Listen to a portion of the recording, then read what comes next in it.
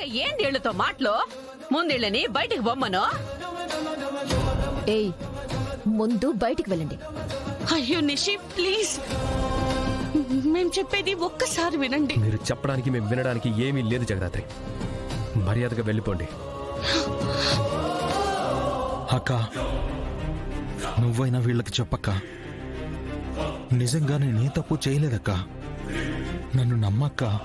మిమ్మల్ని నమ్మాను కాబట్టే మీకోసం నా కుటుంబంతో గొడవ పడ్డాను, మీకోసం పోరాడాను, మీ పక్కన నిలబడ్డాను. కానీ నా కళ్ళ ముందే నువ్వు మా బాబాయిని కొట్టి అవమానించావు. బాబాయిని చంపాలని చూసావు. కొట్టడం కాదు, చంపేస్తా. ఇంత జరిగా కూడా మిమ్మల్ని ఎలా నమ్మాలి? వీళ్ళకేమని చెప్పాలి?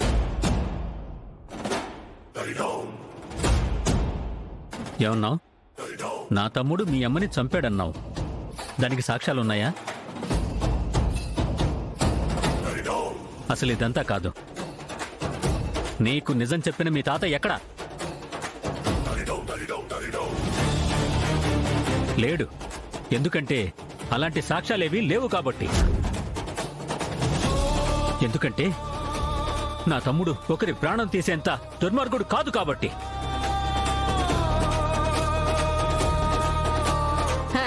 పానాలు తీసే అలవాటున్నోళ్ళకి ఇది అలవాటే కదా బా. అప్పుడు అమ్మ, ఇప్పుడు మొగుడు.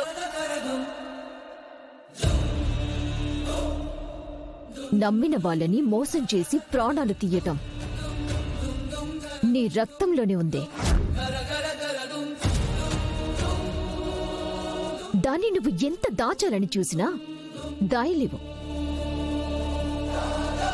వెళ్ళిపోండి జగదా. దయచేసి నా కళ్ళ ముందు నుంచి వెళ్ళిపోండి. మరి నేను చాలా గొప్పగా ఊహించుకున్నాను. ఇలా నలుగురితో మాటలు పడుతూ ఉంటే నీకెలా ఉందో నాకు తెలియదు, కానీ నాకు మాత్రం చాలా బాధగా ఉంది.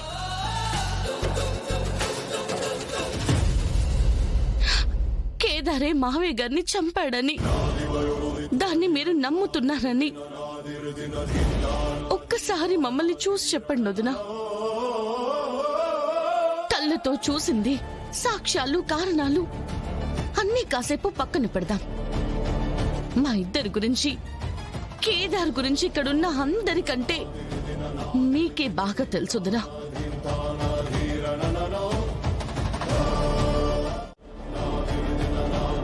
మేమిక్కడి నుంచి వెళ్ళిపోతాం.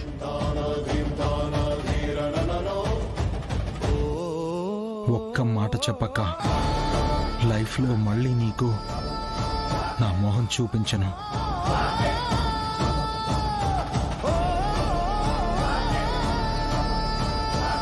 రై, మాట్లాడింది చాలు, బయటికి వెళ్ళండి. నేను నీ తమ్మున్నక్క, ఈ కుటుంబంలో మనిషిని. ఆవేశంలో బాబాయ్ మీద చేయి చేసుకుని నేను తప్పు చేశాను. కానీ నిజంగా నేను బాబాయిని చంపగలనని నువ్వు అనుకుంటున్నావాక? అనుకుంటున్నా.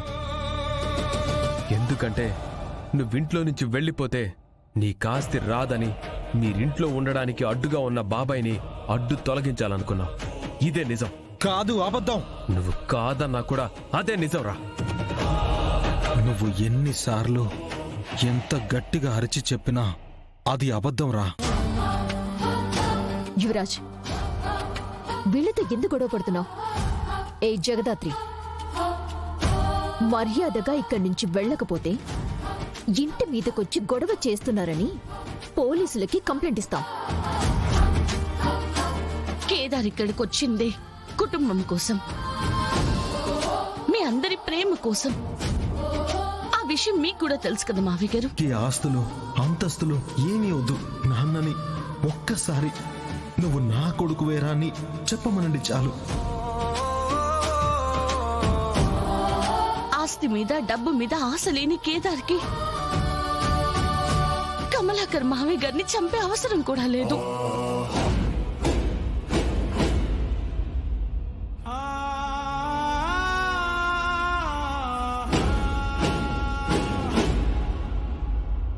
ఏందమ్మీ కౌశికి ఇది? వీళ్ళేమో మాట్లాడుతూనే ఉండారు, నువ్వు మీ బాబాయి బొమ్మల్లాగా నిల్చుని ఉండారేంది? కేదారే కమలాకర్ మావయ్యని చంపాలని చూశాడు. ఇది వీళ్ళకి చెప్పేండుదినా? ఇక్కడి నుంచి వెళ్ళిపోతారు. ఈ ఫ్యామిలీకి పట్టిన దరిద్రం కూడా వదిలిపోతుంది.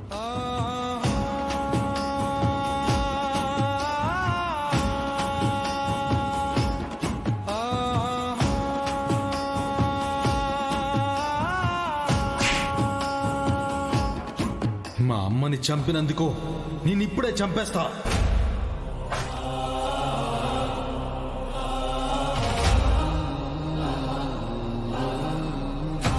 నిష్కా, అయితే మన ఇన్వెస్టిగేషన్ రంగాన్ని కనిపెట్టడం నుంచే మొదలు పెట్టాలి కేదార్. మనం రంగాన్ని పట్టుకుంటే అసలు మహల్లో ఏం జరిగిందో మనకు ఒక క్లారిటీ వస్తుంది. హ, ఇప్పుడే రమ్యకి ఫోన్ చేసి చెప్తాను.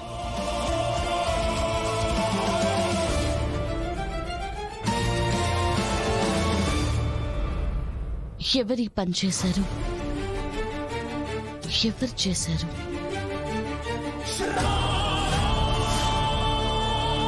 ఆ జగదాత్రి నేను అనుకున్న దానికంటే చాలా గట్టమ్మాయిలా ఉంది దేవా. భర్తని బెయిల్ మీద బయటికి తీసుకొచ్చింది. కేదార్ బయటుంటే మీరు అనుకున్నదేది జరగదు కదా బాయ్. అది జరగాలంటే కేదార్ లోపలికి వెళ్ళాలి. అంటే కేదార్ బెయిల్ క్యాన్సిల్ అవ్వాలి. ఇప్పటికిప్పుడు బెయిల్ ఎలా క్యాన్సిల్ అవుతుంది బాయ్? నిన్ను కేసులో ఇరికించడమే వాళ్ళ ప్లాన్ అయితే ఇప్పుడు నువ్వు బయటికొచ్చావు.